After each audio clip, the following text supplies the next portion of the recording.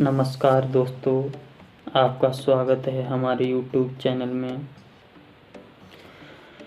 जिसमें मैं आपके समक्ष में एक नई जानकारी लेकर के आया हूँ, जो महाभारत से जुड़ी है।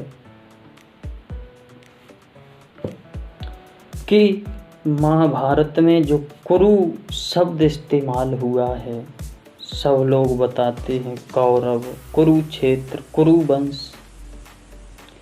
आखिर ये कुरु क्या है? क्या कुरु कोई इंसान था? जी हाँ, कुरु एक इंसान था, इसीलिए इसे कौरव वंश कहा जाता है। कौरवों के वंश को, जो धृतराष्ट्र के पुत्र थे। दोस्तों, कहानी महाभारत से जुड़ी है। कई पीढ़ियां पहले पांडवों से, उनके वंश में एक राजा हुए जो हस्तिनापुर में राज्य करते थे, जिनका नाम था सम्बरण। सम्बरण एक महान प्रतापी राजा थे, जिनकी प्रजा में कोई व्यक्ति दुखी नहीं था, जो प्रजा को पुत्र के समान वात्सल्य एवं प्यार देने वाले थे। दोस्तों, सम्बरण सूर्य देव के बहुत बड़े पुजारी थे और बहुत बड़े भक्त भी थे। एक दिन की बात है, महाराज सम्बरण अपना धनुष बाण हाथ में लेकर के जब शिकार खेलने के लिए गए, तो पर्वत पर उन्हें एक सुंदर नवयुवती स्त्री दिखाई दी,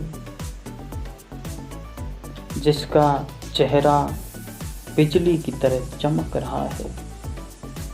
जिसकी सुंदरता को देख करके महाराज उसकी सुंदरता पर मोहित हो गए और सोचने लगे कि ये स्त्री मेरे साथ विवाह कर ले तो मैं धन्य हो जाऊं। स्त्री को महाराज कई घंटों तक देखते रहे, लेकिन थोड़ी देर बाद जैसे ही निगाह हटाई तो वो स्त्री गायब हो गई। अब महाराज को उस स्त्री से इतना प्रेम हो गया कि वो पर्वत पर ही चिल्लाने लगे, रोने लगे। जब महाराज रोने लगे, चिल्लाने लगे, तो वो स्त्री फिर से आई। महाराज सम्बरण कहने लगे, हे नवयुवती स्त्री, मैं आपके साथ गंधर्व विवाह करना चाहता हूँ। स्त्री कहने लगी, महाराज मैं सूर्य देव की पुत्री हूँ और मेरा नाम है तपती। यदि आप हमारे साथ विवाह करना चाहते हैं तो सबसे पहले आपको हमारे पिता सूर्य देव को प्रसन्न करना होगा। महाराज सम्बरण कहने लगे, हे नवयुवती स्त्री, मैं तुम्हारे लिए तुम्हारे पिता क्या जो भी बताओ वो कर सकता हूँ। उसी दिन महाराज सूर्य की तपस्या करने लगे। जब तपस्या करने लगे तो सूर्य देव ने सोचा पहले सम्बरण की परीक्षा ली जाए। सम्बरण जहाँ तपस्या कर रहा है, वहाँ अनेकों भेषों में आकर के सूर्य देव ने आवाज लगाई, हे सम्बरण, आपका जो राज्य है वो नष्ट हुआ जा रहा है, उसमें अग्नि लग चुकी है। मगर सम्बरण पर कोई प्रभाव नहीं हुआ। कहने लगे, तुम्हारी प्रजा भूखों मर रही है, तुम्हारे राज्य में अकाल आ गया है।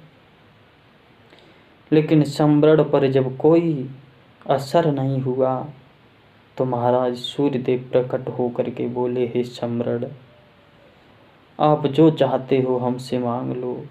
सम्बरण के मुख पर एक ही शब्द था कि मुझे तपती चाहिए, मैं आपकी पुत्री से विवाह करना चाहता हूँ। सूर्यदेव कहने लगे, मेरी पुत्री तपती भी आपसे प्रेम करती है। और सूर्यदेव ने सम्बरण के साथ अपनी पुत्री तपती का विवाह कर दिया। अब उसी पर्वत पर महाराज भोग और विलास में लिप्त हो गए। सम्बरण अपनी प्रजा को भी भूल गए तपती के प्यार में। इधर हस्तिनापुर में अकाल पड़ने लगा, लोग बुरी तरह से मरने लगे। तो जो सम्राट का मंत्री था वो बहुत बुद्धिमान था। उसने सोचा, अरे महाराज तो अभी तक नहीं आए, प्रजा में अकाल पड़ने लगा, लोग भूखों मरने लगे। मंत्री निकला धीरे धीरे खोजते हुए सम्राट को, उसी पर्वत पर आ गया जहां महाराज तप्ती के साथ रह रहे थे। जैसे ही सम्राट के साथ स्त्री को देखा, मंत्री समझ गया कि महाराज स्त्री के प्रेम में अंधे हो चुके हैं और उन्हें प्रजा से कोई मतलब नहीं है। तब महाराज सम्राट से मंत्री ने प्रश्न किया, महाराज क्या आप अपने राज्य के लिए नहीं चलेंगे? जब महाराज ने कोई उत्तर नहीं दिया तो मंत्री बड़ा बुद्धिमान था। उसने एक चित्र पुस्तक महाराज को भेंट की जिसमें चित्र बने हुए थे। कहीं लोग अग्नि से जलकर मर रहे हैं, कहीं स्त्रियां अपने पुत्रों को कुएं में डाल रही हैं, कहीं लोग भूख से व्याकुल होकर के पशु पक्षियों के मांस को खा रहे हैं, कहीं लोग कीचड़ खा रहे हैं। जैसे ही पुस्तक के पन्नों को पलट करके देखा, महाराज कहने लगे, ये कौन सा राजा है जिसकी प्रजा में ये तूफान खड़ा हुआ और जिसकी प्रजा भूखों मर रही है, लोग कीचड़ खा रहे हैं। मंत्री ने धीमे स्वर में कहा, महाराज वो राजा सम्राट है, वो राजा आप ही हैं। आपकी प्रजा में ही लोग भूखों मर रहे हैं, स्त्रियां अपने पुत्रों को कुएं में डाल रही हैं। क्या दशा है आपकी प्रजा की, आपने सोचा है? तो महाराज सम्राट ने कहा, मंत्री तुमने हमारी आंखें खोल दी। महाराज सम्राट वापस अपने राज्य में आए हैं तपती को साथ लेकर के, और राज्य में वर्षा हुई, सब लोग खुशहाल हो गए, चारों तरफ हरी भरी हरियाली हो गई। प्रजा तपती को देवी और सम्राट को देवता के समान मानती है। महाराज अपनी प्रजा का बहुत ख्याल रखते हैं। इन्हीं तपती और सम्राट के सहयोग से एक पुत्र पैदा होता है जिसका नाम रखा जाता है कुरु।